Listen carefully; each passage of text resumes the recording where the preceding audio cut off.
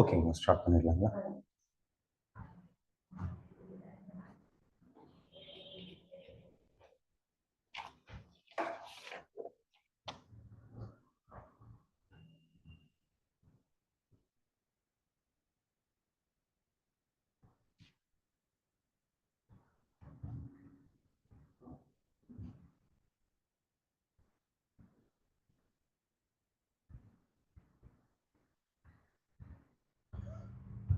Very good morning to all. So இன்னைக்கு நம்ம பார்க்க போகிறது வந்து பிஜி டிஆர்பியோடைய ஓரியன்டேஷன் கிளாஸ் பார்க்க போகிறோம். இதோட சிலபஸ் பார்க்கறதுக்கு முன்னால இப்போ இந்த ரீசெண்டாக வந்து என்னன்னா இதோட சிலபஸை சேஞ்ச் பண்ணியிருக்காங்க. ஸோ இதுல இருந்து என்ன தெரியுது அப்படின்னா, கூடிய சீக்கிரம் வந்து என்னன்னா இந்த எக்ஸாம் நோட்டிஃபிகேஷன் வர்றதுக்கான சான்சஸ் ரொம்ப அதிகமா இருக்கு. அதனால வந்து என்னன்னா சீக்கிரம் படிக்க ஆரம்பிச்சிருங்க, சரிங்களா? ஸோ அதுக்கான ஒரு ஓரியன்டேஷன் கிளாஸ் தான் இது. சிலபஸ் போறதுக்கு முன்னால வந்து என்னன்னா இந்த பிஜி டிஆர்பி எக்ஸாமை பத்தி கொஞ்சம் பார்த்துடலாம், சரிங்களா? So what is mean by PG TRB அப்படின்னா post graduate teachers requirement board அப்படின்னா என்ன அப்படின்னா, இந்த பிஜி டிஆர்பியில எடுக்கிறவங்க எல்லாம் யாருக்கு போடுவாங்க அப்படின்னா, எக்ஸ்பெஷலி இது வந்து என்னன்னா ஒவ்வொரு கன்சர்ன் சப்ஜெக்ட்ல இருந்தும் எடுப்பாங்க, சரிங்களா? உங்க பிஜி எந்த சப்ஜெக்ட்ல படிச்சிருந்தாங்களா, history, English, mathematics, computer science, அந்த மாதிரிலாம் கேட்கறாங்க இல்லைங்களா? ஸோ அந்த மாதிரி இன்னைக்கு நம்ம பார்க்கறது வந்து என்னன்னா ஹிஸ்டரிக்கு பார்க்குறோம், சரிங்களா? ஓவராலா வந்து என்னன்னா டிஆர்பியை பத்தி பார்த்துருவோம், இந்த டிஆர்பி எக்ஸாம்ஸை பத்தி பார்த்துருவோம், பிஜி டிஆர்பி எக்ஸாம் பத்தி பார்த்துருவோம். ஆனா அதுல எக்ஸ்பெஷலி இன்னைக்கு சிலபஸ் வச்சு பார்க்கறது நம்ம எதுக்கு பார்க்க போறோம் அப்படின்னா ஹிஸ்டரி பார்க்க போறோம், சரிங்களா? ஓகே, இந்த பிஜி டிஆர்பி எக்ஸாம் யாருக்காக?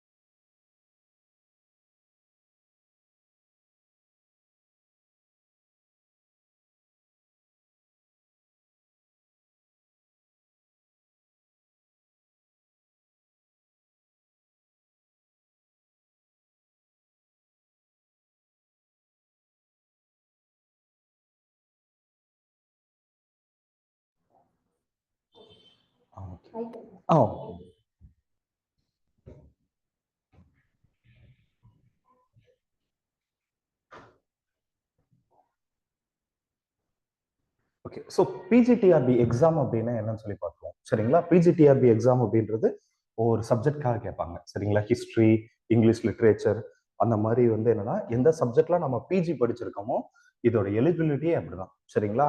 ஹிஸ்ட்ரி கேட்டிருக்காங்க அப்படின்னு சொல்லி பார்த்தீங்கன்னா நம்ம பிஜி ஹிஸ்ட்ரி முடிச்சிருக்கணும், பிஎட் முடிச்சிருக்கணும், சரிங்களா? சரி, இந்த பிஜி டிஆர்பி எக்ஸாம் எதுக்காக அப்படின்னா 11th and 12th ஸ்டாண்டர்ட் எடுக்கிறதுக்கான டீச்சர்ஸ் எடுக்கிறதா வந்து என்னன்னா டிஆர்பி, சரிங்களா? அதே போல இந்த டிஆர்பி எக்ஸாம்ல ரொம்ப ஒரு பெனிஃபிஷியல் திங் என்ன அப்படின்னு சொல்லி பாத்தீங்கன்னா, இது வந்து ஒரு சிங்கிள் ஸ்டேஜ் எக்ஸாம், சரிங்களா? இது வந்து ஒரு சிங்கிள் ஸ்டேஜ் எக்ஸாம் தான், சரிங்களா? நம்ம ரிட்டன் எழுதுறோம், ரிட்டன் கிளியர் ஆயிடுச்சு அப்படின்னு சொல்லி பாத்தீங்கன்னா அதுக்கப்புறம் என்ன மேடம் எக்கோ அடிக்கிற மாதிரி எதுவும் கேட்கலீங்களே? இல்ல எதுவும் கேட்கல மேடம், ஒன்றும் பிரச்சனை. ஓகேங்க மேடம். ஸோ இது சிங்கிள் ஸ்டேஜ் எக்ஸாம் அப்படின்றனால என்னன்னா டைரக்டா ரிட்டன் கிளியர் பண்ணதுக்கு அப்புறம் வந்து என்னன்னா சர்டிபிகேட் வெரிஃபிகேஷன் தான்.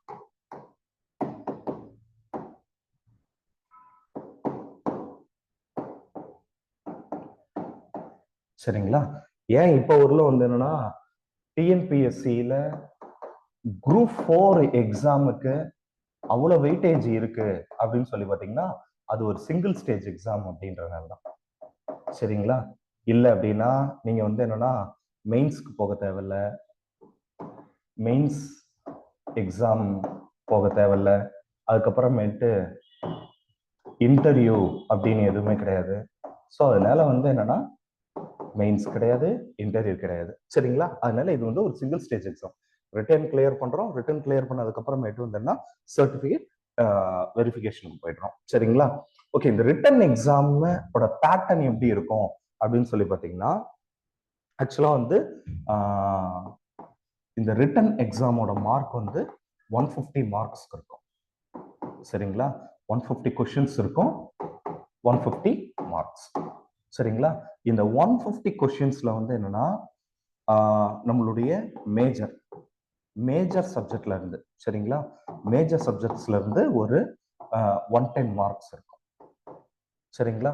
அடுத்தது எஜுகேஷனல் மெத்தடாலஜி அப்படின்னு சொல்லிட்டு ஒரு பேப்பர், எல்லாத்துக்குமே சிலபஸ் இருக்கு. இந்த எஜுகேஷன் மெத்தடாலஜிக்கு எவ்வளவு மார்க்ஸ் அப்படின்னு சொல்லி பார்த்தீங்கன்னா 30 மார்க்ஸ். 30 கொஸ்டின்ஸ் இருக்கும், 30 மார்க்ஸ்.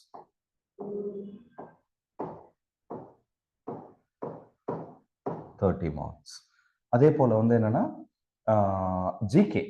சரிங்களா? ஸோ ஜிகே அப்படின்றது மேத்தமெட்டிக்ஸ், ஜென்ரல் நாலேஜ், அதுக்கப்புறம் வேற ஏதோ கரண்ட் அஃபேர்ஸ் ரிலேட்டடா எது வேணாலும் கேட்கலாம். சரிங்களா? ஸோ இதுல இருந்து ஒரு 10 மார்க்ஸ் கேட்பாங்க. சரிங்களா? 10 கொஸ்டின்ஸ், ஸோ 10 மார்க்ஸ். ஸோ டோட்டலா நமக்கு எவ்வளவு அப்படின்னு சொல்லி பார்த்தீங்கன்னா 150 மார்க்ஸ், 150 மார்க்குகளுக்கு கேட்பாங்க. சரிங்களா? ஓகே, ஸோ இந்த 150 மார்க்கு இல்லாம, சரிங்களா, ரிட்டன் எக்ஸாம்ல இந்த 180 மார்க் இல்லாம நம்மளுக்கு என்ன இருக்க போகுது அப்படின்னு சொல்லி பார்த்தீங்கன்னா தமிழ் எலிஜிபிலிட்டி டெஸ்ட் இருக்கும்.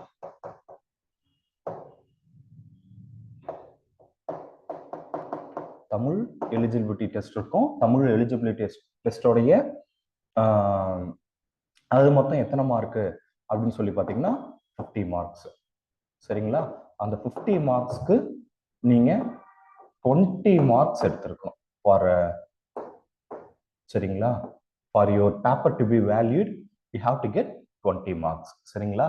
நீங்க இதுல மினிமம் 20 மார்க், இதுல மினிமம் 20 மார்க்காவது எடுத்தீங்க அப்படின்னா தான் உங்களுடைய பேப்பரை வேல்யூ பண்ணுவாங்க. சரிங்களா? ஸோ ஓரளவு நீங்க அதுக்கு ஓரளவு நீங்க பார்த்துருந்தீங்க அப்படின்னா கூட உங்களால 20 மார்க் வாங்கிட முடியும். அடுத்தது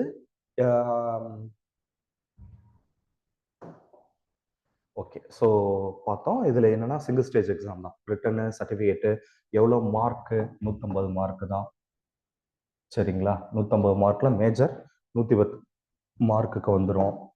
அடுத்து வந்து என்னன்னா எலிஜிபிலிட்டி இருக்கு, எலிஜிபிலிட்டியில 50 மார்க்குக்கு 20 மார்க்கு வாங்கிடணும். சரிங்களா? ஓகே, இதுக்கு வந்து என்னன்னா இந்த பேக் இந்த போஸ்ட்டுக்கு பிஜிடிஆர்பிக்கு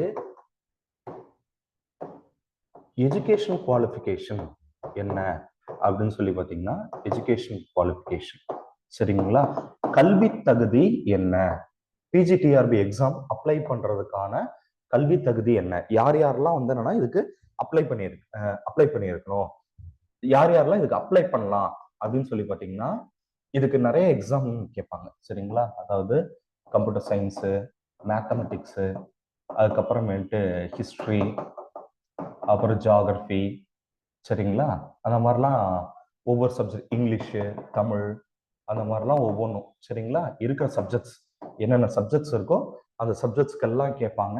ஸோ அப்போ என்ன அப்படின்னு சொல்லி பார்த்தீங்கன்னா அந்த சப்ஜெக்ட்ல கன்சர்ன்டு சப்ஜெக்ட்ல எந்த சப்ஜெக்ட் கேட்டிருக்காங்களோ, சரிங்களா, கிட்டத்தட்ட இப்போ எல்லாத்துக்குமே கேட்கறதா தான் இருக்காங்க. சரிங்களா? Computer science, mathematics, history, geography, English, Tamil எல்லாமே கேட்குற மாதிரி தான் இருக்காங்க.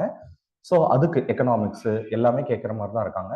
அதுக்கு பிஜி சர்டிஃபிகேட். சரிங்களா? நீங்க எதுல இப்போ ஹிஸ்ட்ரி அப்படின்னா ஹிஸ்ட்ரியில நீங்க எம்ஏ முடிச்சிருக்கணும். சரிங்களா? எம்ஏ ஹிஸ்ட்ரி முடிச்சிருக்கணும்.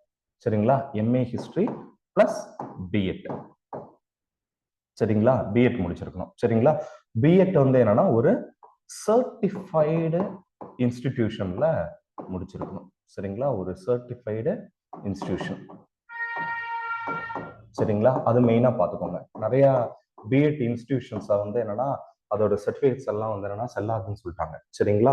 ஸோ அந்த மாதிரி எந்த இன்ஸ்டியூட்ல நம்ம படிச்சிருக்கோம் அந்த இன்ஸ்டியூட் வந்து என்னன்னா என்சிடி சர்டிஃபிகேட் வாங்கியிருக்கா அப்படின்லாம் பார்த்துக்கோங்க. சரிங்களா? ஸோ நம்ம பிஜி முடிச்சிருக்கோம் அப்படின்னா நம்ம எலிஜிபிளுக்கு நம்ம வந்து என்னன்னா ப்ரிப்பேர் பண்ண ஆரம்பிச்சிடலாம். சரிங்களா? அடுத்தது ரொம்ப முக்கியமா யாரெல்லாம் சார் இதுக்கு வந்து அப்ளை பண்ண முடியும் அப்படின்னு சொல்லி பார்த்தீங்கன்னா இதுக்கான ஏஜ் லிமிட் 58 இயர்ஸ். சரிங்களா? 58 வயசு வரலாம் நம்ம எழுதலாம். சரிங்களா? ஸோ நிறைய பேர்லாம் வந்து பாத்தீங்கன்னா என்ன சொல்றது 40 இயர்ஸ்க்கு மேல. சரிங்களா? அதுவும் குறிப்பா பெண்கள்லாம் வந்து பாத்தீங்கன்னா திருமணம் முடிஞ்சு குழந்தைங்கள்லாம் கொஞ்சம் பெருசானதுக்கு அப்புறமேட்டு படிக்க ஆரம்பிச்சு கூட நிறைய இந்த எக்ஸாம் கிளியர் பண்ணியிருக்காங்க. ஸோ இதோட ஏஜ் லிமிட் என்ன அப்படின்னு சொல்லி பாத்தீங்கன்னா இது 58 இயர்ஸ். சரிங்களா? ஓகே. ஸோ நமக்கு வந்து என்னன்னா ஏஜ் இருக்கு. அடுத்தது வந்து என்னன்னா எஜுகேஷன் குவாலிஃபிகேஷன் இருக்கிறவங்க எல்லாருமே வந்து என்னன்னா படிக்க ஆரம்பிச்சிருங்க. இதோட சிலபஸ் என்னென்ன அப்படின்னு சொல்லிட்டு பார்க்க ஆரம்பிச்சிடலாம். சரிங்களா? ஹிஸ்டரியோடைய சிலபஸ் எப்படி இருக்க போகுது அப்படின்னு சொல்லிட்டு. சரிங்களா? ஓகே. ஸோ இதுதான் யூனிட் 1. சரிங்களா? மொத்தம் எத்தனை யூனிட் இருக்கு அப்படின்னு சொல்லி பார்த்தீங்கன்னா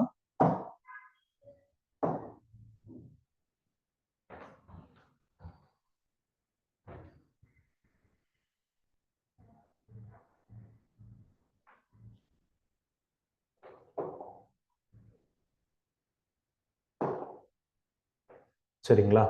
மொத்தம் எத்தனை யூனிட் இருக்கு அப்படின்னு சொல்லி பார்த்தீங்கன்னா யூனிட் 1 to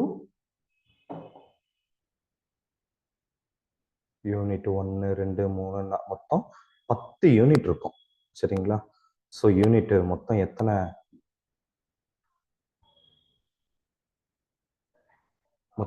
யூனிட் இருக்குன்னா 10 யூனிட் வரலும் இருக்கு.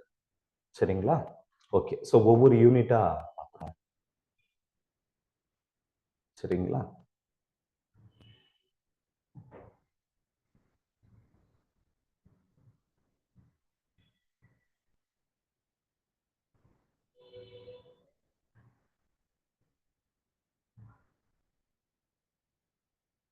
ஓகே. ஸோ ஃபர்ஸ்ட் யூனிட் என்னன்னு சொல்லி பார்த்துருவோம். சரிங்களா? டோட்டலா நம்ம பார்த்தோம் there are 10 யூனிட்ஸ். சரிங்களா? இந்த 10 யூனிட்ஸும் வந்து என்னன்னா நீங்க மேக்ஸிமம் எங்க இருந்து படிச்சதா இருக்கும் அப்படின்னு சொல்லி பார்த்தீங்கன்னா நீங்க பிஜில நீங்க படிச்ச சப்ஜெக்டோட தான் இருக்கும். சரிங்களா? ஹிஸ்டரியோடைய சப்ஜெக்ட்ல இருந்து தான் இருக்கும். சரிங்களா? ஸோ ஃபர்ஸ்ட் யூனிட் எதை பத்தி வருது அப்படின்னு சொல்லி பார்த்தீங்கன்னா history of India up to 10th century. சரிங்களா? ஸோ ஃபர்ஸ்ட் இதுல இருந்து நிறைய கொஸ்டின்ஸ் எல்லாம் கேட்கறாங்க. சரிங்களா? Sources of Indian history. சரிங்களா? அதாவது ஒவ்வொரு காலகட்டத்திலையும் வந்து என்னன்னா நம்ம இந்திய வரலாறை எதன் அடிப்படையில தொகுக்கிறோம், என்னென்ன ஆதாரங்கள் நம்ம கிட்ட இருக்கு அப்படின்னு சொல்லிட்டு கேட்கறாங்க. சரிங்களா? மெயினா வந்து என்னன்னா இந்த ஆர்கியாலஜிக்கல் சோர்சஸ் இருக்கு, லிட்ரரி சோர்சஸ் இருக்கு, ஃபாரின் அக்கௌண்ட்ஸ் இருக்கு. சரிங்களா? ஸோ ஆர்கியாலஜிக்கல் சோர்சஸ் அப்படின்றதுன்னா அகலாய்வு பொருட்கள். சரிங்களா? இந்த அகலாய்வு பொருட்கள்ல இருக்கக்கூடிய ஆதாரங்களை தான் நம்ம வந்து என்னன்னா உண்மையானதா எடுத்துக்கணும். ஏன்னா லிட்ரரி சோர்சஸ்ல இருக்கிறது வந்து என்னன்னா முழுமையா நம்ப தகுந்தது.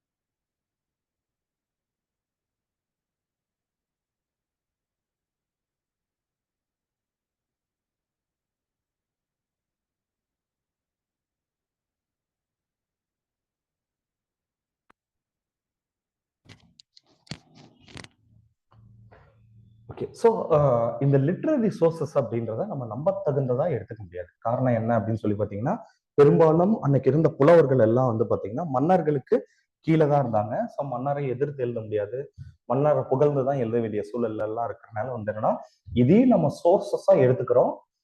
அதே சமயம் இந்த ஆர்கியாலஜிக்கல் சோர்சஸா நம்ம மெயினா எடுத்துக்கிறோம். அதே போல ஃபாரின் அக்கவுண்ட்ஸ்ல இருக்கிறதும் நம்ம இந்திய வரலாறை தெரிந்து கொள்வதற்கு உண்மையோ பொய்யோ பட் எனிஹோ அந்த காலகட்டத்துல எழுதுனதை வச்சு நம்ம ஓரளவு இந்திய வரலாறை தொகுப்பதற்கு பயனுள்ளதா இருக்கு. சரிங்களா? அது history, pre history and proto history அப்படின்னு படிச்சிருப்பீங்க. சரிங்களா? ஸோ ப்ரீ ஹிஸ்டரி அப்படின்றது என்ன அப்படின்னா ஒன்றும் இல்லை. சரிங்களா? ஸோ எழுத்து உருவாகிறதுக்கு முன்னால இருந்த காலம் தான் வந்து என்னன்னா ப்ரீ ஹிஸ்டரி அப்படின்னு சொல்றோம். சரிங்களா? ஸோ ப்ரீ ஹிஸ்டரி வரலாற்றுக்கு முந்தைய காலம், அடுத்தது வரலாற்று காலம் அப்படின்னு சொல்லுவாங்க. சரிங்களா? ஸோ எழுத்து தோன்றிய காலத்துக்கு முன்னால இருக்கிறத ப்ரீ ஹிஸ்டரி அப்படின்னு சொல்றோம். அதே போல எழுத்தெல்லாம் தோன்றிய காலம் வந்து என்ன அப்படின்னு சொல்லி பாத்தீங்கன்னா ஹிஸ்டரி அப்படின்னு சொல்றோம். சரிங்களா? இதுக்கு இடைப்பட்ட காலத்துல ஒண்ணு இருக்கு, புரோட்டோ ஹிஸ்டரி அப்படின்னு ஒண்ணு இருக்கு. சரிங்களா? புரோட்டோ ஹிஸ்டரி அப்படின்றது என்னன்னா இது இந்த ரெண்டுக்கும் இடைப்பட்ட காலம், ப்ரீ ஹிஸ்டரிக்கும் ஹிஸ்டரிக்கும் இடைப்பட்ட காலம். அதாவது ஏதோ ஒரு எழுத்து முறை இருந்திருக்கு, ஆனா அந்த எழுத்து முறை என்ன அப்படின்றது நம்மளுக்கு புரியல. சரிங்களா? அதாவது இன்னொருல அது வந்து என்னன்னா ரிசர்ச்ல இருக்கு அப்படிங்கறதெல்லாம் தான். சரிங்களா? ஸோ என்ன சோர்சஸ், இந்த archaeological sources, literary sources, foreign sources, இது எல்லாத்தையும் வச்சு என்னன்னா ஒவ்வொரு டாபிக்கா படிப்போம். சரிங்களா? ஹரப்பன் சிவிலைசேஷன். சரிங்களா? உலகத்தில் நம்மளுதான் வந்து என்னன்னா செகண்ட் ஓல்டஸ்ட் சிவிலைசேஷன். சரிங்களா? அதுவும் ஒரு இந்தியன் ஹிஸ்டரியே அதுதான் வந்து என்னன்னா வரலாற்றின் போக்கு அதுதான் மாத்துது. சரிங்களா? அதுக்கு முன்னால வரலும் எது நம்பப்பட்டுச்சுன்னா வேதிக் ஏஜ் தான் முன்னால வந்தது நம்பப்பட்டுச்சு. ஆரியர்கள் தான் இந்திய நாகரிகத்தை வடிவமைச்சாங்க அப்படின்னு சொல்லிட்டு ஒரு நம்பிக்கை இருந்தது, அப்படி ஒரு கூற்று இருந்தது. ஆனா அதை வந்து மாத்தினது ஹரப்பாவுடைய காலம் தான். ஏன்னா வேத காலத்துக்கு முன்பே ஹரப்பா தோன்றியது அப்படின்றதெல்லாம் நம்மளுக்கு அகலாய்வுகள்ல கிடைச்ச எவிடன்ஸ் தான் நம்மளுக்கு உறுதி செய்தது. அதே போல வேத காலத்தை நம்ம ஏர்லி வேதிக் பீரியட்னு பிரிப்போம், முன்வேத காலம், பின்வேத காலம் அப்படின்னு சொல்லிட்டு எல்லாம் பிரிக்கிறோம். அதுக்கப்புறமேட்டு அரசுகள் தோன்ற ஆரம்பிக்குது. சரிங்களா? அரசுகள் தோன்ற ஆரம்பிக்குது. அதுல வந்து என்னன்னா மகஜன பதாக்கள் தோன்றாங்க. பௌத்த மதமும் சமண மதம் வேத காலத்தில் தோன்றிய பல்வேறு செலவு மிக்க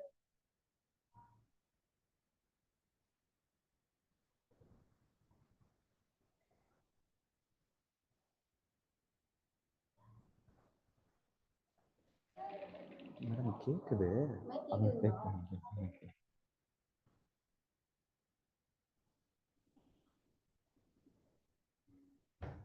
ஸோ வேத காலத்தில் தோன்றிய பல்வேறு சிக்கலான நடைமுறை, வழிபாட்டு நடைமுறைகள், யாகங்கள் மற்றும் மக்களுக்கு புரியாத தத்துவங்கள் ஆகியவை வந்து என்னன்னா சமண மதம், ஜைன மதம் ஆகியவற்றுக்கு வந்து என்னன்னா வித்திட்டது. சரிங்களா? அடுத்து மகதன பதாக்கள், அடுத்து வந்து என்னன்னா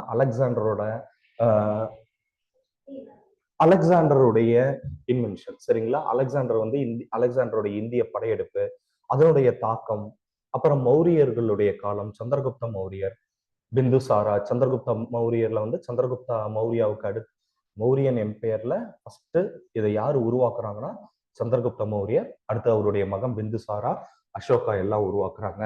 ஸோ அசோகா பீரியட் வந்து என்னன்னா இந்தியன் அட்மினிஸ்ட்ரேஷன்ல நிறைய சேஞ்சஸ் எல்லாம் கொண்டு வருது. அது என்னன்றத நம்ம பார்ப்போம். அடுத்து இந்த சுங்காசு, சாதன வாகனா, அடுத்து கிரேக்கர்கள் இங்க கிரேக்கர்கள் இந்தியாவுக்குள்ள படையெடுத்து வரும்போது அவங்க இந்தியாவில நிறைய பேர் வந்து செட்டில் ஆகி ஒரு புதிய அரசை உருவாக்குறாங்க. அதுதான் வந்து என்னன்னா இண்டோ கிரேக்ஸ் அப்படின்னு சொல்லுவாங்க. சரிங்களா? சாகர்கள், பார்த்தீனியர்கள், அடுத்து வந்து என்னன்னா குஷானர்கள், இவங்களை பத்தி எல்லாத்தையுமே பார்க்க போறோம். சரிங்களா? ஹிஸ்டரியை பார்க்கும் போது எப்பயுமே எப்படி பார்க்குறோம் அப்படின்னா ஹிஸ்டரியில சில வகையான பாயிண்ட்ஸ் மட்டும் நம்ம ரொம்ப முக்கியமா படிச்சுக்க வேண்டியது இருக்கு. என்னன்னா ஃபர்ஸ்ட் டைனாஸ்டி அப்படின்னு சொல்லுவாங்க, வம்ச வரலாறு அப்படின்னு சொல்லுவாங்க. சரிங்களா? ஸோ எப்ப ஒரு மன்னர் இருக்காரு, அதுக்கடுத்து அவங்களுடைய மகன், அடுத்து அவங்க பேரன், இப்படி அவங்களோட ஒரே குடும்பத்தை சார்ந்தவங்க ஒரு மிகப்பெரிய ஆட்சி அமைக்கிறாங்களோ அதுக்கு பேர் தான் நம்ம டைனாஸ்டி அப்படின்னு சொல்றோம். சரிங்களா? இங்க எங்கெல்லாம் பார்ப்பீங்க அப்படின்னு சொல்லி பார்த்தீங்கன்னா முகல் டைனாஸ்டி அப்படின்னு பார்ப்போம். அடுத்து வந்து பார்த்தீங்கன்னா குப்தா டைனாஸ்டி அப்படின்னு சொல்லி பார்ப்போம், விஜயநகர டைனாஸ்டி அப்படின்னு சொல்லி பார்ப்போம். Okay okay. ஸோ இது அந்த மாதிரி ஒவ்வொரு மன்னர்கள் இருக்கிறத நம்ம டைனாஸ்டி அப்படின்னு பார்ப்போம். சரிங்களா? அப்ப இதுல என்னென்ன ரொம்ப முக்கியமா பார்க்க வேண்டி இருக்கு அப்படின்னா இதோட ஃபவுண்டர் யாரு அப்படின்னு சொல்லிட்டு பார்த்துக்கணும். சரிங்களா? அவங்களுடைய அந்த டைனாஸ்டியோடைய ஃபவுண்டர் யாரு, சாரி சரி போயிடுச்சு, பார்த்துக்கலாம். சரிங்களா? ஸோ ஒரு டைனாஸ்டியோடைய ஃபவுண்டர் யாரு, அந்த டைனாஸ்டியில இம்பார்ட்டன்ட் ரூலர்ஸ் யாரு, சரிங்களா, முக்கியமான அரசர்கள் யாரு, அடுத்தது அந்த முக்கியமான அரசர்களுடைய சாதனைகள் என்னென்ன, சரிங்களா, என்னென்ன சக்சஸ் பண்ணாங்க, சரிங்களா, என்னென்ன அச்சீவ்மெண்ட்ஸ் பண்ணாங்க, அச்சீவ்மெண்ட்ஸ் பண்ணாங்க, இதெல்லாம் ரொம்ப முக்கியம், சரிங்களா. மூன்றாவது, இந்த வம்சத்தினுடைய இம்பாக்ட்ஸ் எப்படி இருந்துச்சு, சரிங்களா. இம்பாக்ட்ஸ் அப்படின்றது எப்படின்னா ரொம்ப முக்கியமா வந்து என்னன்னா socio economic and political, socio economic and political, சரிங்களா. ஸோ ஒரு வம்சத்தை எடுத்துக்கிட்டோம் அப்படின்னா அந்த வம்சத்தை யாரு உருவாக்குனாங்க அப்படின்னு சொல்லிட்டு பாத்துக்கிறோம். அந்த வம்சத்தில் உள்ள முக்கியமான அரசர்கள் யாரு, அவங்களுடைய வெற்றி என்ன, அவங்களுடைய சாதனைகள் என்ன, அதே சமயம் அந்த அரசு சமுதாயத்தில் அந்த அரசு ஏற்படுத்திய தாக்கங்களை 3 வகையா பார்ப்போம். சமூக தாக்கங்கள், சரிங்களா. இந்த சமூக தாக்கங்கள்ன்றது எல்லாமே வந்து பாத்தீங்கன்னா உங்களுக்கு இதுக்கப்புறமேட்டு என்ன சொல்றது வேத காலத்துல நிறைய இருக்கும், சரிங்களா. அடுத்து இது ரொம்ப பெக்குலியரா நம்ம எங்க பார்ப்போம் அப்படின்னு ரொம்ப பர்டிகுலரா எங்க பார்ப்போம்னா மாடர்ன் இந்தியால பார்ப்போம், சரிங்களா. ஸோ ஒவ்வொன்றும் பிரிட்டிஷ் கவர்மெண்ட் கொண்டு வந்தது என்னென்ன மாதிரியான மாற்றங்களை ஏற்படுத்துது அப்படின்னு சொல்லிட்டு நம்ம பார்ப்போம். அதே போல பொருளாதார ரீதியாக என்னென்ன மாற்றங்களை ஏற்படுத்தியது, அரசியல் ரீதியாக என்னென்ன மாற்றங்களை ஏற்படுத்தியது, சரிங்களா.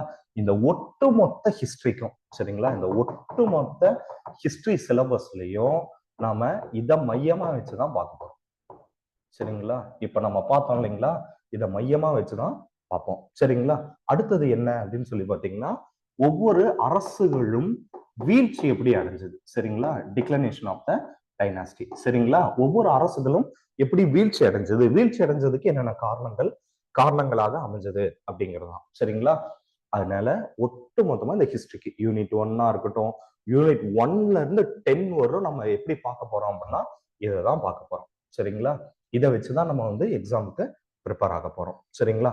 ஓகே, ஸோ அடுத்து வந்து என்னன்னா இது first century to 10th century வரலாம், சரிங்களா. அதாவது சரி ஃபர்ஸ்ட் செஞ்சுரிங்கிறேன், அதாவது வரலாற்றுக்கு முந்தைய காலகட்டத்தில இருந்து 10ஆம் நூற்றாண்டு வரலும் இருக்கு, சரிங்களா. அடுத்தது யூனிட் 2, சரிங்களா.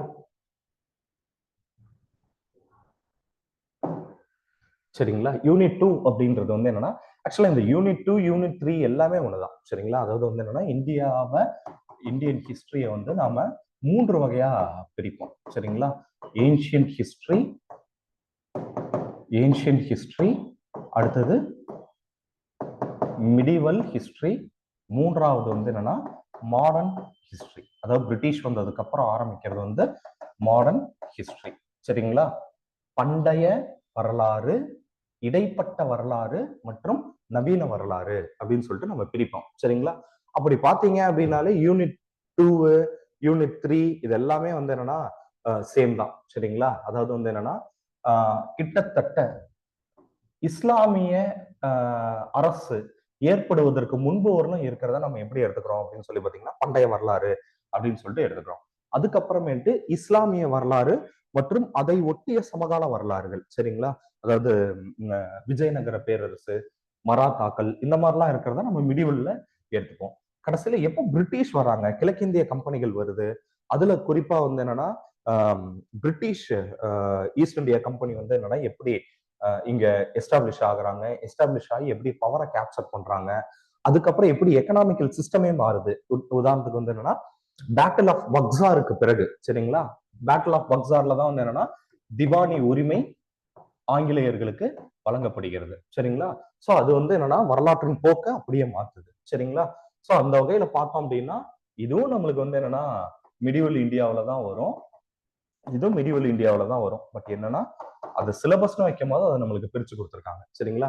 சோ அதாவது வந்து என்னன்னா அராப் கான்குவெஸ்ட் ஆஃப் அரேபியர்களுடைய படையெடுப்பு, முகமது பின் காசிம் அவர் தான் வந்து என்னன்னா அரேபிய படையெடுப்பில் முதலாவது ஆளாக கருதப்படுகிறார். அதோட இம்பாக்ட் எல்லாம் எப்படி இருந்துச்சு. அடுத்து வந்து என்னன்னா துருக்கியர்களுடைய படையெடுப்பு, சரிங்களா. கஜினி வராரு. கஜினி வந்ததுக்கு அப்புறமேட்டு அவரை பார்த்து அவரு பொருட்களை இந்தியாவில இருந்து எடுத்துட்டு போன பொருட்களை பார்த்து யாரு அப்படின்னா முகமது கோரிக்கு வந்து பெரிய ஆசை வருது. அவர் இவ்வளோ எடுத்துட்டு போறாரு, அப்ப இந்தியாவை படையெடுத்தோம் அப்படின்னா நம்மளுக்கும் கிடைக்கும் போல இருக்கு அப்படின்னு சொல்லிட்டு அவருக்கும் ஒரு ஆசை வருது. சரிங்களா? சோ கோரி எந்த படையெடுப்பின் மூலமாக வராரு அப்படின்னு சொல்லி பாத்தீங்கன்னா, முதலாம் தராயின் போர், இரண்டாம் தராயின் போர்னு 2 இருந்துச்சு. சரிங்களா? எப்படின்னா கோரிக்கும் அடுத்தது யாரு அப்படின்னு சொல்லி பாத்தீங்கன்னா பிருத்திவிராஜ் சௌகான்.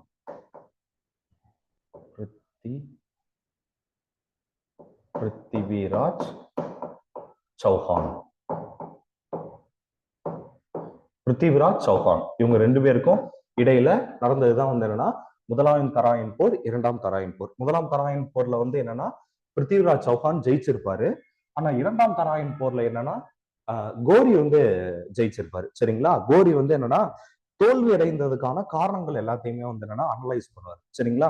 அனலைஸ் பண்ணும் போதுதான் ஒரு குதிரைகளுக்கெல்லாம் வந்து என்னன்னா போர்ல இருந்த பார்த்துட்டு குதிரைகள் கட்டுப்பாடு இல்லாம இருக்கும்.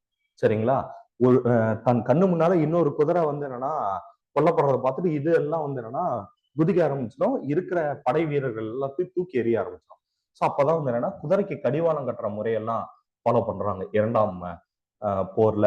அதுக்கப்புறமேட்டு ஃபுட் ரெஸ்ட், உக்காந்துட்டு போகும்போது போர் வீரர்கள் போகும்போது பேலன்ஸ் இல்லாம இருக்கிறதுக்காக அந்த குதிரைகள்ல உட்காந்து காலை வைக்கிறதுக்கான ஃபுட் ரெஸ்ட், அது மாதிரி நிறைய மாற்றங்கள் எல்லாம் செய்யறாங்க. செஞ்சுட்டு வந்து என்னன்னா அடுத்து இரண்டாம் தரம் இது வந்து எப்ப நடந்திருக்குன்னா 1191 நடந்திருக்கு. இது 1192. சரிங்களா? அதே போல ரொம்ப முக்கியமா ஹிஸ்டரியில நீங்கள் தெரிந்து கொள்ள வேண்டிய ரொம்ப முக்கியமான ஒரு விஷயம், ஹிஸ்டரிக்கான அடிநாதமே இதுதான். ஒவ்வொரு முக்கியமான விஷயமும் எந்த வருடம் நடந்தது அப்படின்னு சொல்லிட்டு நீங்க பாத்துக்கணும். சரிங்களா? இதே நம்ம வந்து என்னன்னா மாடர்ன் இந்தியா எல்லாம் வந்துச்சு அப்படின்னா நம்ம வித் ரெஸ்பெக்ட் டேட்டோட ஞாபகம் வச்சுக்கணும்பா. சரிங்களா? சோ இது வந்து என்னன்னா வேற மிடிவல் ஹிஸ்டரியா இருக்கு அல்லது வந்து என்னன்னா ஹிஸ்டரியா இருக்கு அப்படின்னா பிரச்சனை இல்லை. நம்ம இயர்ஸ் மட்டும் நம்ம ஞாபகம் வச்சுக்கலாம். சரிங்களா? அதையும் ஏன்ஷியன் ஹிஸ்டரியில பெருசா இயர்ஸ் நம்மளுக்கு தேவைப்படாது. ஆனா வந்து என்னன்னா மிடிவல் ஹிஸ்டரியில இருந்தே நம்மளுக்கு வந்து என்னன்னா இயர்ஸ் எல்லாம் பக்கவா வந்து நம்ம ஞாபகம் வச்சுக்கணும். சரிங்களா? அதே போல மாடர்ன் இந்தியான்னு வந்துருச்சு அப்படின்னா பிரிட்டிஷ் வந்ததுக்கு அப்புறமேட்டு அவங்க எல்லாத்தையுமே வந்து என்னன்னா கேலண்டருக்கு முக்கியத்துவம் கொடுத்தாங்க, டைமுக்கு முக்கியத்துவம் கொடுத்தாங்க. ஸோ எல்லாமே ரெக்கார்ட் ஆக ஆரம்பிச்சிருச்சு. ஸோ அப்போ நம்மளுக்கு எல்லாம் டேட் எல்லாம் கிடைக்க ஆரம்பிச்சிருச்சு. அதனால ரொம்ப முக்கியம். அதனால ஒவ்வொரு போரும் எந்த வருடம் நடந்தது அப்படின்றதெல்லாம் முக்கியம். சரிங்களா? ஸோ ஒரு போர் நடந்தது அப்படின்னா எந்த வருடம், யாருக்கும் யாருக்கும் இடையில, சரிங்களா?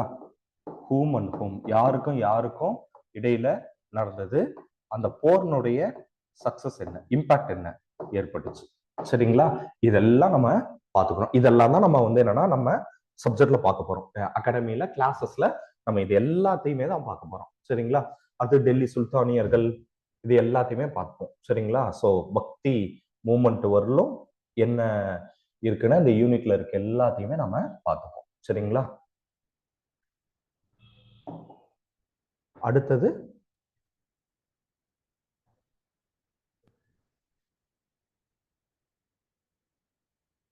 முகலாயர்கள் மற்றும் மராத்தாக்களினுடைய எழுச்சி. சரிங்களா? சோ இதுவும் பார்த்துக்கோங்க. என்னன்னா முகலாயர் பாபருடைய படையெடுப்பு. சரிங்களா? பானிபட் போர். சரிங்களா? முதலாம் பானிபட் போர் நடக்கும். சரிங்களா? லோடிக்கும் இவருக்கும் இடையில 1526ஆம் ஆண்டு நடக்கும். சரிங்களா? சோ அதுல இருந்து என்னன்னா முகலாயர்களுடைய காலம் தொடங்கியது. சோ முகலாயர்களுடைய காலம், இந்த ஷேஷா சூரியோட காலம் எல்லாம் ரொம்ப ரொம்ப முக்கியமானது. காரணம் என்ன அப்படின்னு சொல்லி பாத்தீங்கன்னா பிரிட்டிஷ் கவர்மெண்ட், சரிங்களா? பிரிட்டிஷ் கவர்மெண்டோடைய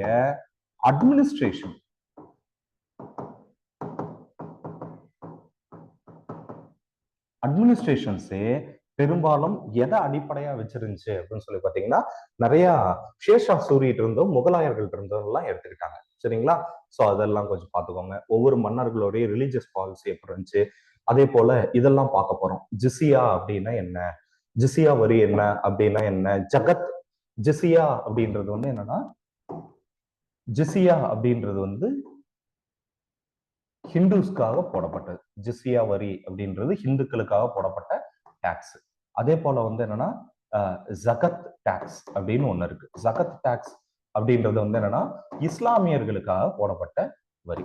சரிங்களா? சோ அதனால வந்து என்னன்னா அதெல்லாம் என்னென்னன்றதை பார்த்துருவோம். சரிங்களா? இபாதத் கானா அப்படின்ற மண்டபம்லாம் எதுக்காக கட்டப்பட்டதுன்றது எல்லாத்தையுமே நம்ம உள்ள டெப்தா பார்த்துருவோம். சரிங்களா? அடுத்து முகலாய மன்னர்கள் இருந்தாங்க. முகலாயர்களுக்கு அடுத்து வந்து என்னன்னா பேஷ்வாஸ் இருந்தாங்க. சரிங்களா? ஸோ சாரி மராத்தாஸ் இருந்தாங்க. பேஷ்வானா ஒண்ணும் கிடையாது. பேஷ்வா அப்படின்னா என்னன்னா பெர்ஷிய வார்த்தையில அதுக்கு என்னன்னா பிரதம மந்திரி அப்படின்னு அர்த்தம். சரிங்களா? பிரைம் மினிஸ்டர்னு அர்த்தம். சரிங்களா? ஸோ மராத்தாஸ்க்கு அப்புறமேட்டு அவங்களுடைய பிரதம மந்திரிகள் எப்படி இருந்தாங்க, அவங்க எப்படி எமர்ஜ் ஆனாங்க அப்படின்றது எல்லாத்தையும் இதில் பார்த்தோம். சரிங்களா? அடுத்து ரொம்ப முக்கியமா வந்து என்னன்னா கம்பெனி ரூல் இன் இந்தியா. சரிங்களா? ரொம்ப ரொம்ப முக்கியமானது. கிட்டத்தட்ட இதுல இருந்து தான் வந்து என்னன்னா ரொம்ப மாடர்ன் ஹிஸ்டரி நம்மளுக்கு ஸ்டார்ட் ஆகும். சரிங்களா? மாடர்ன் ஹிஸ்டரி வந்து நம்மளுக்கு இங்க இருந்து தான் ஸ்டார்ட் ஆகும். சரிங்களா? ரொம்ப இன்ட்ரெஸ்டிங்காகவும் இருக்கும். சரிங்களா? ஐரோப்பியர்கள் எதுக்கு வராங்க அப்படின்னு சொல்லிட்டு. சரிங்களா? ஸோ எப்படி வந்து என்னன்னா துருக்கியர்கள் கான்ஸ்டான்டினோப்போல கேப்சர் பண்ணதுக்கு அப்புறம் என்னென்ன மாதிரியான மாற்றங்கள் ஏற்படுது அப்படின்றதெல்லாம். சரிங்களா? ஸ்பெயின், போர்ச்சுகல் போன்றவங்க எல்லாம் வந்து என்னன்னா எப்படி வந்து உலக நாடுகளை பிரிச்சுட்டு ஒவ்வொன்றும் கைப்பற்றணும்னு நினைச்சாங்க அப்படின்றதெல்லாம் தான். சரிங்களா? ஆரம்பத்துல ட்ரேடுக்காக வந்தது. கடைசியில என்ன ஆயிடுச்சுன்னா பிரிட்டிஷ் வந்ததுக்கு அப்புறமேட்டு அதனுடைய கிட்டத்தட்ட ஒரு நிலையா அவங்க வந்து என்னன்னா இந்தியாவில் இருக்க ஆரம்பிச்சிட்டாங்க. சரிங்களா? ஸோ அதுல போர்ச்சுகீஸ் எப்படி வந்து Vasco da Gama, Francis de Almeida, Alfonso de Albuquerque இவங்கெல்லாம் வந்து என்னன்னா நினா டி குன்ஹா அப்படின்னு ஒருத்தர் இருக்காரு. சரிங்களா? ஸோ இவங்க இருக்கக்கூடிய இது எல்லாத்தையும் பார்த்துருவோம். சரிங்களா? ஸோ என்ன சொல்ற போர்ச்சுகீஸோடைய படையெடுப்பு, அதோட வீழ்ச்சி இது எல்லாத்தையுமே பார்த்துருவோம். அடுத்தது வந்து என்னன்னா டச்சுக்காரர்கள், டேனிஸ் அப்படின்னா வந்து என்னன்னா டென்மார்க் நாட்டை சார்ந்தவருங்க. அதுக்கப்புறமேட்டு பிரிட்டிஷ் கிழக்கிந்திய கம்பெனி. கடைசியா தான் எது வருது அப்படின்னு சொல்லி பாத்தீங்கன்னா பிரெஞ்சு ஈஸ்ட் இந்தியா கம்பெனி வருது. லாஸ்ட் கம்பெனியா எது வருது அப்படின்னு சொல்லி பாத்தீங்கன்னா பிரெஞ்சு ஈஸ்ட் இந்தியா கம்பெனி வருது.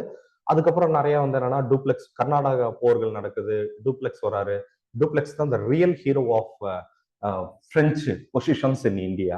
சரிங்களா? ஸோ அது இந்தியாவில் உள்ள பிரெஞ்சு குடியிருப்புகளுக்கான உண்மையான தலைவர் அப்படின்னு சொல்லிட்டு கருதப்படுகிறார் டியூப்ளெக்ஸ். அடுத்து ராபர்ட் கிளைவ் வராரு. ராபர்ட் கிளைவுக்கு அப்புறமேட்டு வந்து 1757 பிளாசி போர் நடக்குது. 1764 பக்சார் போர் நடக்குது. இந்த பக்சார் போர் தான் வந்து என்னன்னா அடுத்து வந்து என்னன்னா இந்தியாவுடைய பிரிட்டிஷோடைய பாலிசியே அப்படியே மாத்துது. சரிங்களா? ஸோ அதுக்கு முன்னால ஊர்ல அவங்க கோல்டை இம்போர்ட் பண்ணிட்டு இந்தியாவில் இருக்கக்கூடிய ரா மெட்டீரியல்ஸ் மூலதன பொருட்கள் எல்லாத்தையுமே அவங்க ஏற்றுமதி செய்ய ஆரம்பிச்சிருப்பாங்க. ஆனா என்ன இருக்கும் அப்படின்னு சொல்லி பாத்தீங்கன்னா இந்த பக்சார் போருக்கு அப்புறமேட்டு அவங்களுக்கு திவானி உரிமை கிடைச்சதுக்கு அப்புறமேட்டு அவங்க இங்க இருந்தே டாக்ஸ் எல்லாத்தையும் கலெக்ட் பண்ணி இந்த டாக்ஸை வச்சு ரா மெட்டீரியல் வாங்கி அதை இங்கிலாந்துக்கு எக்ஸ்போர்ட் பண்ணாங்க. சரிங்களா? அப்போ ஒரு கட்டத்துக்கு மேல என்ன ஆயிடுச்சுன்னா இந்த டாக்ஸேஷனுடைய பவர் அவங்களுக்கு தெரிஞ்சிருச்சு. ஸோ அதுக்கப்புறம் எல்லா இடங்களையும் அப்படியே கொஞ்சம் கொஞ்சமா டாக்ஸை எக்ஸ்பெண்ட் பண்ண ஆரம்பிக்கிறாங்க. சரிங்களா? அதுல இருந்து தான் நம்மளுக்கு எக்கனாமிக்கல் எக்ஸ்பிளாய்டேஷன் நடக்க ஆரம்பிக்குது. சரிங்களா? ஓகே. ஸோ அடுத்து டுவெல் கவர்மெண்ட், வாரன் ஹாஸ்டிங். சரிங்களா?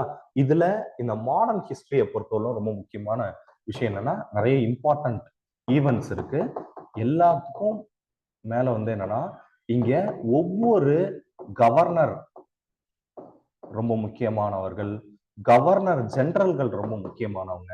ஏன்னா அவங்க நிறைய சமூக அரசியல் பொருளாதார மாற்றங்களை நிகழ்த்தினாங்க. சரிங்களா? ஸோ கவர்னர் இருந்தாங்க. அடுத்து வந்து என்னன்னா இம்பார்ட்டன்ட் வைஸ்ராய்ஸ். சரிங்களா? அவங்க என்னென்னலாம் பண்ணாங்க இது எல்லாமே நமக்கு இருக்கு. சரிங்களா?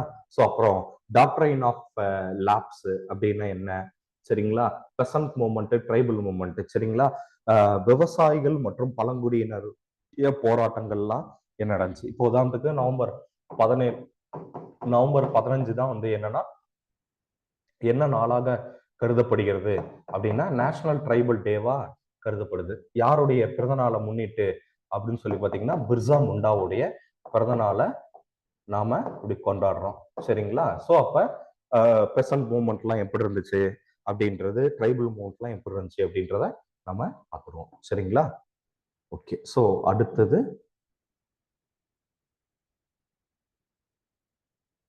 இண்டிபெண்டன்ஸ்க்கு எப்படி வந்து என்னன்னா வித்திடுகிறது அப்படின்னு சொல்லிட்டு இது பண்றாங்க. சரிங்களா? ஸோ அதாவது வந்து என்னன்னா இந்த சிப்பாய் கழகம் 1957 சிப்பாய் கழகத்துக்கு அப்புறமேட்டு என்ன ஆயிடுச்சு அப்படின்னு சொல்லி பாத்தீங்கன்னா படிப்படியா வந்து என்னன்னா நம்ம சுதந்திரத்தை நோக்கி நகர ஆரம்பிச்சிட்டோம். சரிங்களா? சுதந்திரத்தை நோக்கி நகர ஆரம்பிச்சிட்டோம். அதுக்கப்புறமேட்டு என்ன நடந்துச்சு அப்படின்னு சொல்லி பாத்தீங்கன்னா இந்தியன் நேஷனல் காங்கிரஸ் தொடங்கப்பட்டுச்சு. சரிங்களா? இந்தியன் நேஷனல் காங்கிரஸ் தொடங்கப்பட்டுச்சு. சரிங்களா? அதுக்கு முன்னாலேயே ப்ரீ காங்கிரஸ் அசோசியேஷன்ஸ் எல்லாம் இருந்துச்சு. சரிங்களா? இப்போ உதாரணத்துக்கு தமிழ்நாட்டில் வந்து பாத்தீங்கன்னா மெட்ராஸ் நேட்டிவ் அசோசியேஷன், மெட்ராஸ் மகாஜன சபா, கிட்டத்தட்ட மெட்ராஸ் மகாஜன சபையுடைய கோரிக்கைகள் தான் என்னன்னா ஐஎன்சியோட கோரிக்கைகளாகவும் மாறுச்சு. சரிங்களா? ஸோ அந்த மாதிரிலாம் ரொம்ப முக்கியமானதா இருக்கு. சரிங்களா? ஸோ அதுக்கப்புறமேட்டு என்ன ஆயிடுச்சுன்னா இது பிளவு வருது. சரிங்களா? சூரத் பிளவு. மிதவாத காங்கிரஸ்வாதிகளுக்கும் தீவிரவாத காங்கிரஸ்வாதிகளுக்கும். அடுத்து வந்து என்னன்னா ரொம்ப முக்கியமா காந்தியின் காலகட்டம். இது ரொம்ப ரொம்ப ரொம்ப முக்கியமானது. சரிங்களா? காந்தி காலகட்டம் வந்த உடனே காங்கிரஸோடைய போக்கு மாற ஆரம்பிக்குது. சரிங்களா? ஸோ அதை வச்சு இதெல்லாம் இம்பார்ட்டன்டான டாபிக்ஸ். சரிங்களா? அடுத்து போஸ்ட் இந்தியா. சரிங்களா? ஸோ இந்தியா சுதந்திரம் அடைஞ்சதுக்கு அப்புறமேட்டு நிறைய மாற்றங்கள் ஏற்படுது. இந்தியாவை பல்வேறு மாகாண அரசுகளா பிரிஞ்சிருந்ததெல்லாம் நாம ஒருங்கிணைக்கிறோம்.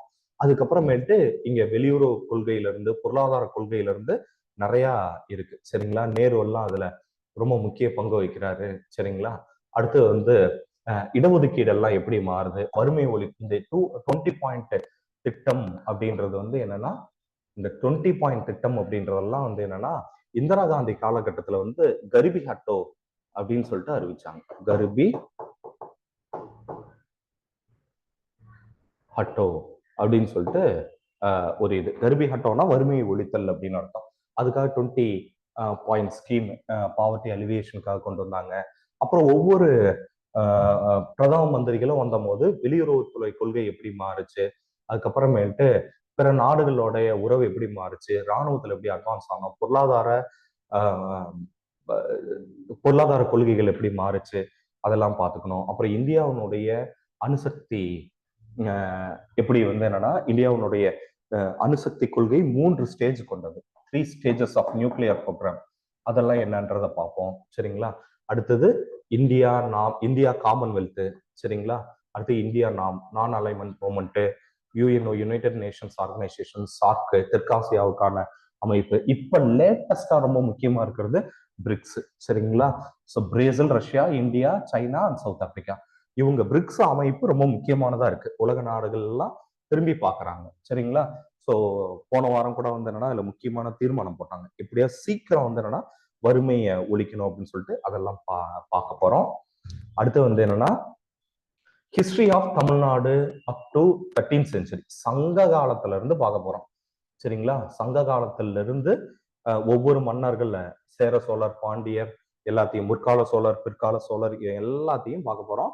அவங்களுடைய ஆர்ட் அண்ட் கல்ச்சர், அட்மினிஸ்ட்ரேஷன், இது எல்லாத்தையுமே பார்க்க போறோம். சரிங்களா? அடுத்தது மிடிவல் டு கண்டெம்பரரி தமிழ்நாடு. சரிங்களா? ஸோ இதுவும் ரொம்ப முக்கியமான டாபிக். இங்க நிறைய இயக்கங்கள் எப்படி இருந்துச்சு. சரிங்களா? Justice party, Periyar movements. சரிங்களா? ஸோ இதெல்லாம் இருந்துச்சு. சரிங்களா?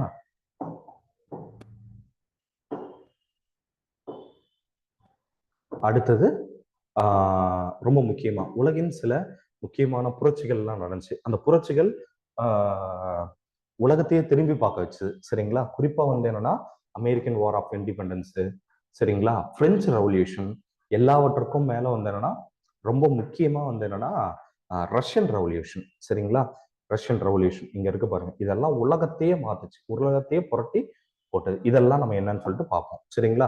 அதே போல வந்து என்ன அப்படின்னு சொல்லி பார்த்தீங்கன்னா இன்னைக்கு நம்ம நினைக்கிற மாதிரி வந்து என்னன்னா இத்தாலி அப்படின்ற நாடு ஒரு இன்னைக்கு நம்ம பார்க்குற இத்தாலி நாடு கிடையாது. சரிங்களா? ஸோ அது பல்வேறு நாடுகளாக பிரிஞ்சிருந்தது.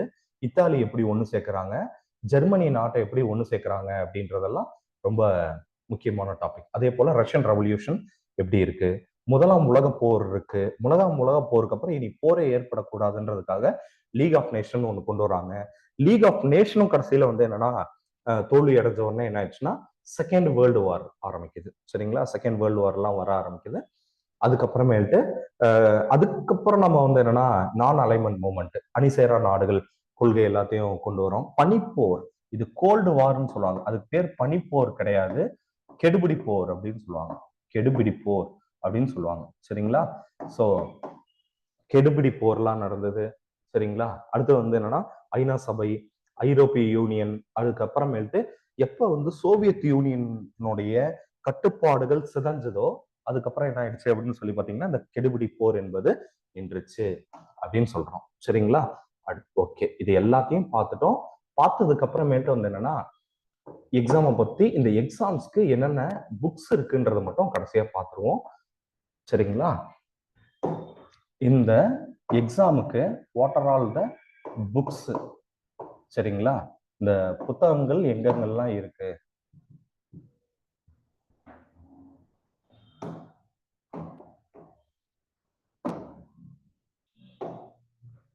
சரிங்களா? புக்ஸ் என்னென்ன இருக்கு அப்படின்னு சொல்லுவாங்க. சரிங்களா? ஸோ இந்த புக்ஸுக்கு என்ன அப்படின்னு சொல்லி பார்த்தீங்கன்னா ஃபர்ஸ்ட் ஃபண்டமெண்டலா நம்ம படிக்கிறதுக்கு வந்து 11th அண்ட் 12th ஹிஸ்டரி. சரிங்களா? இதை நீங்க படிச்சீங்க அப்படின்னா கொஞ்சம் ஃபண்டமெண்டல் உங்களுக்கு புரிய ஆரம்பிச்சிடும். சரிங்களா? ஏன்னா நம்ம கிளாஸ் எடுக்க போறது இந்த டிஆர்பி டீச்சர்ஸ் எடுக்க போறது 11th அண்ட் 12th தான். சரிங்களா? ஸோ அதனால 11th and 12th 11th and 12th உடைய என்சிஆர் சாரி எஸ்சிஆர்டி, சரிங்களா? சமச்சீர் கல்வி புக்கு. சரிங்களா? சமச்சீர் கல்வி புக்கு வந்து என்னன்னா இதுக்கு ரொம்ப இம்பார்ட்டன்ட். அடுத்து வந்து என்ன அப்படின்னு சொல்லி பாத்தீங்கன்னா வேற என்னென்னலாம் அப்படின்னு சொல்லி பாத்தீங்கன்னா என்சிஆர்டில இருந்து கொஞ்சம் ரெஃப்ளெக்ட் ஆகுது. என்சிஆர்டி அண்ட் சிபிஎஸ்இ சிலபஸ்ல இருந்து கொஞ்சம் ரெஃப்ளெக்ட் ஆகுது. அப்புறம் ஏன்ஷியன்ட் இந்தியாவுக்கு யாருன்னா ஆர்.எஸ். சர்மாவில இருந்து கொஞ்சம் ஆர்.எஸ். சர்மா. சரிங்களா? ஆர்.எஸ். சர்மால இருந்து வரும். அடுத்தது மிடிவல் இந்தியா. சரிங்களா? மிடிவல் இந்தியாவுக்கான ஹிஸ்டரி யாரு அப்படின்னா சதீஷ் சந்திரா. சதீஷ் சந்திராவில இருந்து இருக்கும். அடுத்தது மாடர்ன் ஹிஸ்டரி. சரிங்களா? மாடர்ன் ஹிஸ்டரிக்கு ஸ்பெக்ட்ரம் பப்ளிகேஷன்ஸ் இருக்கும். சரிங்களா? அதே போல வேர்ல்டு ஹிஸ்டரிக்கும் வந்து என்ன அப்படின்னு சொல்லி பார்த்தீங்கன்னா பென்குயின் பப்ளிகேஷன்ஸ் எல்லாமே இருக்கு. இது எல்லாத்துலேயுமே உங்களுக்கு ஆர்.எஸ். சர்மாவும் வந்து என்னன்னா தமிழ்ல கிடைக்குது, சதீஷ் சந்திராவும் தமிழ்ல கிடைக்குது.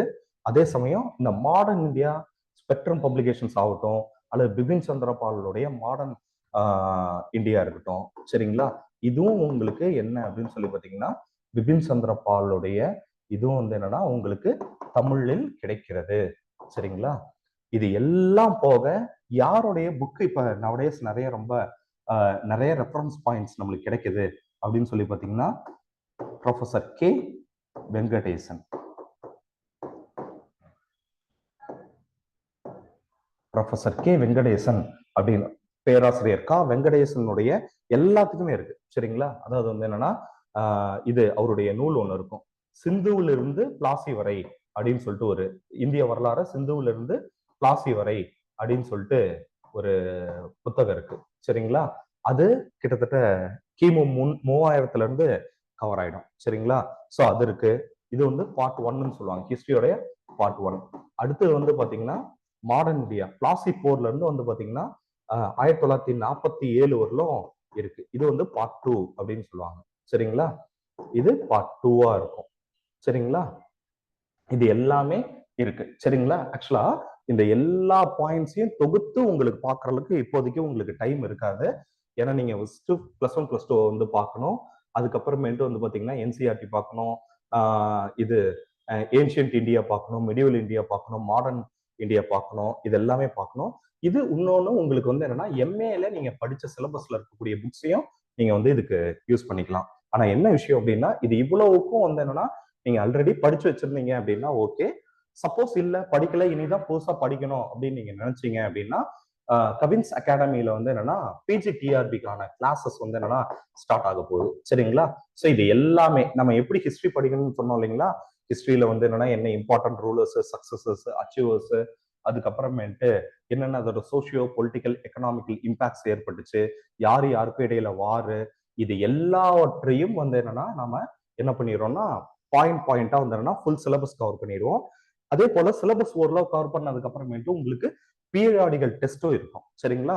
ஸோ அந்த பீரியாடிக்கல் டெஸ்ட் எல்லாம் இருக்கு. அதனால வந்து என்னன்னா நீங்க கிளாஸ் ஜாயின் பண்ணோம் அப்படின்னு சொல்லி நினைக்கிறவங்க நீங்க தாராளமா வந்து என்னன்னா ஜாயின் பண்ணிக்கலாம். ஸோ சீக்கிரம் வந்து என்னன்னா கிளாஸஸ் இது பண்ண போறாங்க சரிங்களா. கிளாஸஸ் வந்து நமக்கு ஸ்டார்ட் ஆக போகுது சரிங்களா.